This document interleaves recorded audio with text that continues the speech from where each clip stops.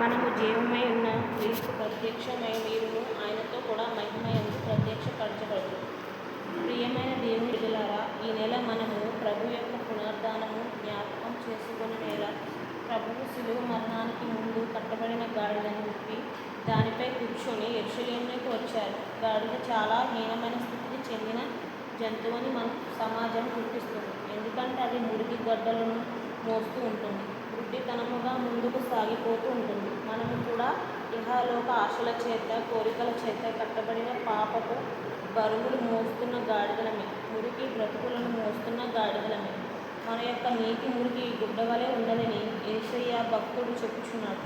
అయితే ఈ గాడిదకు సొంతవానికి దొడ్డి తెలుసు.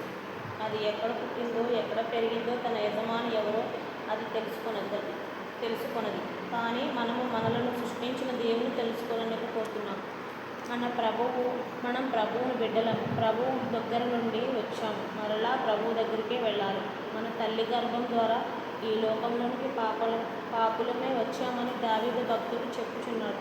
కానీ రక్షణ ద్వారా మన యొక్క పాపములను, పాప ప్రపంచాన్ని వదిలించుకొని తిరిగి వెళ్ళిపోవాలి. అయితే ఎక్కడికి వెళ్ళాలి? మన ఈ నది వెనుకటి వలెను మరలా భూమికి చేరు. ఆత్మ దాన్ని దయచేసిన దేవుని యొద్దకు మరలా పోవు అని దేవుని వాక్యం సెలవిస్తుంది. కాబట్టి మీ ఆత్మ ఈ లోకాన్ని విడిచిన తర్వాత దేవుని యొద్దకు వెళుతుందా? మీకు ఆ విశ్వాసం ఉన్నదా? అనేకులు ఈ దినాల్లో మేము ఎప్పుడో రక్షించబడ్డాము, మాకు పరలోకం నిశ్చయము అని ధీమాగా ఉంటున్నారు. కానీ ఎప్పటికప్పుడు మన హృదయాన్ని పరిశీలించుకొని మన పాపములను కడుగుకొనకపోతే మనకు పరలోకం లేదు. కాబట్టి మనం తగ్గించుకొని యేసయ్యకు మోసిన ఆ గాడిదలో ఉంటే మన సృష్టికర్త ఎవరో, మనల్ని పాపపు కట్ల నుండి విడిపించింది ఎవరో తెలుసుకుని మన పాపముల కొరకు పశ్చాత్తాపపడి రక్షించబడి పరలోకానికి వెళ్ళగలం. మనం ఎల్లప్పుడూ యేసుప్రభు కలిగి ఉండాలి. ఎన్నడూ ఆయనను విడిచిపెట్టి నడవకూడదు. మనం యేసుప్రభులో నుండి ఆయనను మోస్తూ ఉన్నట్లయితే తప్పకుండా పరలోకం చేరుతాం. ప్రభువు దయ వలనే మన పాపాలను, బంధకాలు తెగిపోతాయి. గెరాసేను ప్రాంతంలో అపవిత్రాత్మ పట్టిన యువకుని ప్రభువు దర్శించి విడిపించాడు. అతడు ప్రభువు దర్శనాన్ని పొందకొనక మునిపే భయంకరమైన స్థితిలో ఉన్నాడు. అపవాది యొక్క కట్ల చేత కట్టబడిన వ్యక్తిగానున్నాడు. విపరీతమైనటువంటి బాధను, వేదనను అనుభవిస్తున్న వానిగా ఉన్నాడు. కానీ యేసు ప్రభువు యొక్క దయ అతనికి తన యొక్క కట్ల నుండి విడిపించబడింది. స్వతంత్రునిగా చేసిన మనుషులు ఉన్నటువంటి పాప దోషం వారి సహజ స్వభావం, లక్షణాలు చనిపోయే వరకు వెంటాడుతూనే ఉంటాయి.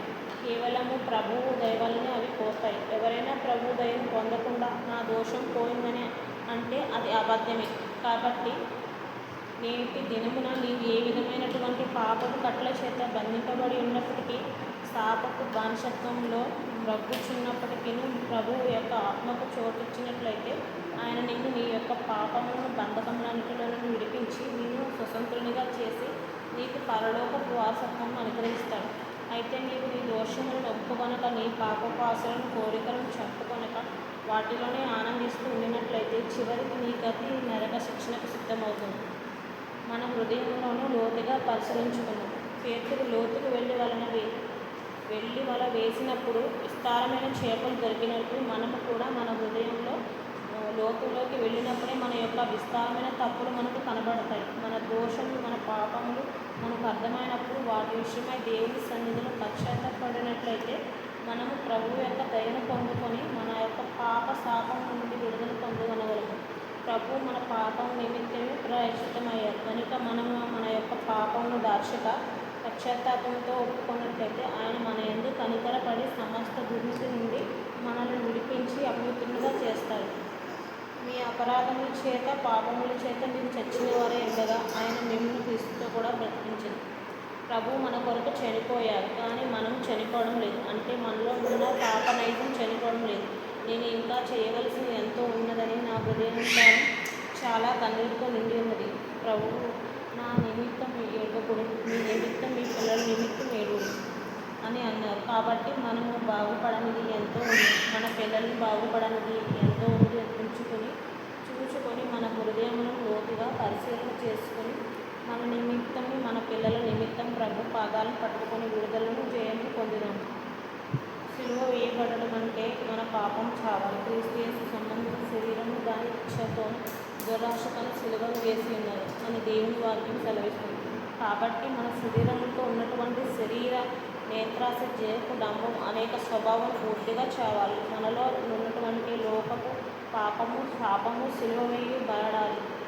మనము క్రీస్తుతో కూడా మృతి పొంది తిరగలేని వారి అప్పుడే ప్రభు ముక్కులతో నుండి పునరుద్ధరణై తిరిగి లేచేదానికి అర్థం చేకూర్చగలము. ఈ మేరకు ప్రభు మీకు సహాయం చేయనుగాక.